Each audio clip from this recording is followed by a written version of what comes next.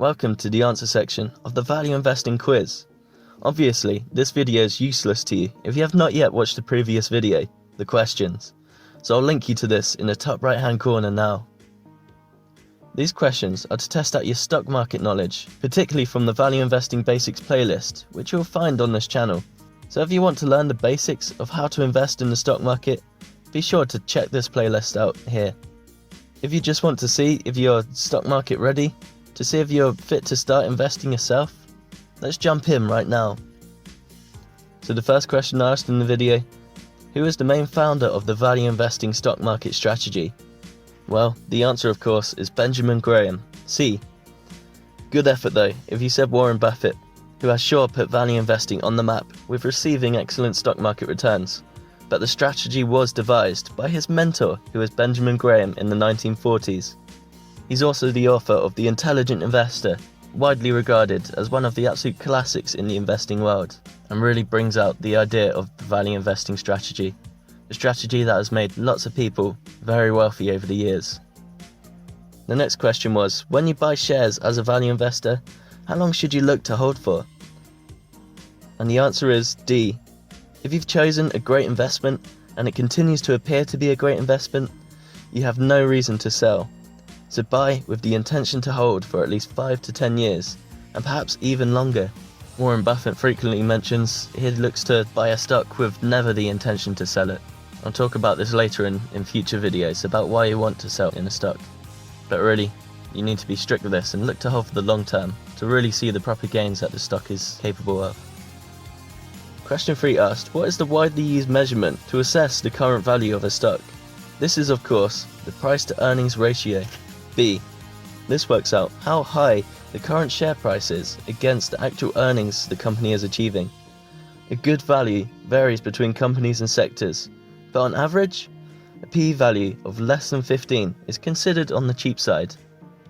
So be sure to make sure you understand this when you're looking to buy stocks. You need to know if you're buying good stocks at great prices. Then there's question 4, where I asked, why should you hold some cash not yet invested in the stocks? Well, the answer is C, so you can pick up more great valued stocks at a cheap price.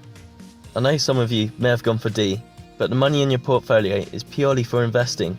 I've mentioned a few times before in previous videos, but before you invest, it is a great idea to set aside 6 months of living expenses beforehand.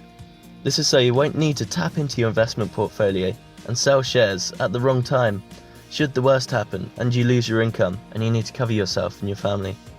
Then you'll be able to support yourself and your family without tapping into your stock portfolio.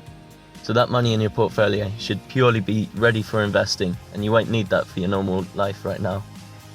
So now we're at question 5, and I gave you a little stock market scenario. What do you do if you buy a stock only for the share price to fall 20% within 2 weeks of buying it? The correct answer here is B. You want to reassess and understand the situation. If you find the stock is still good and the company still has a promising future, and it's only bad short-term news that has impacted the share price, then you can be happy to hold, or perhaps even buy more shares and average the cost basis down. If, however, something negative happens in the company, there's been a negative change to the core of what the company does, and it's no longer a good investment, then you should cut your losses and sell, and look for a better investment. Although it's important to intend to buy for the long term, don't just hold blindly. You might have missed something important, some details telling you the stock may not do so well in the future. Question 6 was, if you see a good stock with an expensive P/E ratio value, say above 15, why could it still be a good purchase? The answer is A. If a company's future profits are expected to be much higher in future, then paying a slightly higher price now can be justified. This is because the higher future profits will be more accurate to the current share price of the stock. This leaves more room for growth of the share price in future, without the stock becoming overvalued. So another great ratio to look at is the forward P/E ratio, which is basically assesses the current share price of the stock against the next 12 months of expected earnings the company is going to make. So as the company's future is promising, this value will be much lower than the current P/E ratio, and you can understand that a stock may still be a good buy. So if you're looking at these growth stocks, you'll likely see a high PE ratio, but sometimes their forward PE ratio will be a lot lower, because the future earnings are expected to be so high. Next was question 7, which referred to the second video of the Value Investing Basics playlist. This question was, why is it important to reinvest your dividends that you earn in your stocks? The correct answer is B, compound interest. I'll go into detail in the second video of the Value Investing Basics playlist, showing a chart of how investing your money now and reinvesting all of your interest can cause exponential growth on your returns. This is because each quarter you're adding to how much you invest each year, and because you now have more invested, you have more to add. And this cycle repeats, and eventually you will see colossal gains in how much you make from just a small investment in the beginning. This is partly why it's so important to look for long term as well, because eventually compound interest will give you such great returns. Question 8 asked, how much cash should you hold in your portfolio if you find yourself in a situation where stocks are no longer cheap and in general the market is overpriced? What percentage cash do I recommend you hold for your portfolio? The answer is C. I recommend to have at least 30 to 40% cash, i.e. not invested but ready to buy stocks when they become more fairly valued again. In some situations, this may be higher if stocks you hold are really overvalued and you just need to sell them, but rarely would I ever say to have 0% invested in stocks.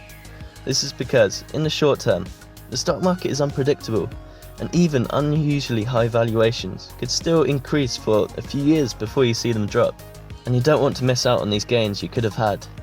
Time in the market is always better than trying to time the market. I hope you're doing well so far. 2 more questions left. Now it's question 9, where we talk about diversification.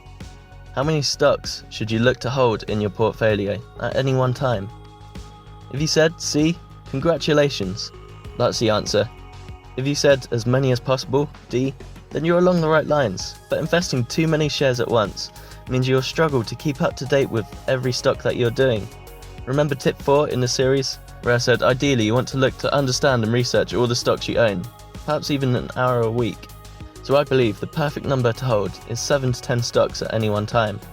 This will allow you to spread your exposure enough, but to save you a lot of time and stress with keeping track of all of your investments. But if you absolutely had to go above or below this level, being above it is definitely better. Below 7 is holding a little bit too little, and you're exposing yourself to a little bit too much risk, I think. Then, the final question referred to, why is poor emotional control bad for investing in the stock market? The answer to this question is D. All of these reasons are good explanations as to why it's so important to keep your cool in the stock market. I'd even argue this is one of the most important skills to learn as an investor. You need to take this stoic approach when it comes to investing, as you are dealing with your real money, and it can be scary if your asset prices are being volatile, going up and down in price. You need to disregard your emotions and always take an analytical approach to what you're investing in. So there are your answers. How did you get on? Let us know in the comments, give us your score. I hope you enjoyed the video and gained good value investing tips from it. If you scored highly, I hope you now feel more confident to get started and invest in the stock market, as you now have a reasonably good understanding of how a successful investor goes about their stock market strategy. If you enjoyed this quiz and the Value Investing Basics series as a whole, please give the video a like so that others are more likely to be recommended to this. It would also mean the world to me if you were to subscribe to this YouTube channel, where you can follow my journey to financial freedom and learn all the financial and investing tips I have to offer. Thank you for watching. Talk soon.